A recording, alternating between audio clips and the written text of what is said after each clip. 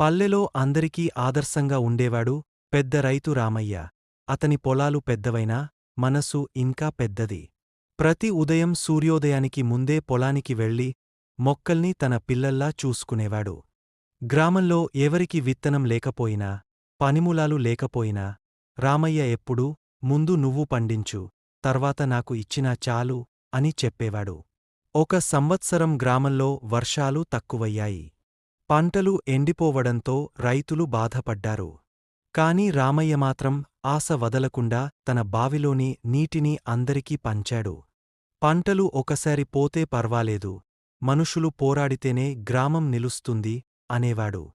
అతని మాటలకు ప్రేరణ పొంది గ్రామంలోని అందరూ కలసికట్టుగా పనిచేశారు. నీటిని సేవ్ చేసి, చిన్న కట్టెలతో నీటి దారులు మార్చి, మట్టి బండలు వేసి పొలాలకు నీరు చేరేలా చేశారు. కొద్ది రోజులకు పంటలు తిరిగ పచ్చగా మెరుస్తూ పెరుగసాగాయి.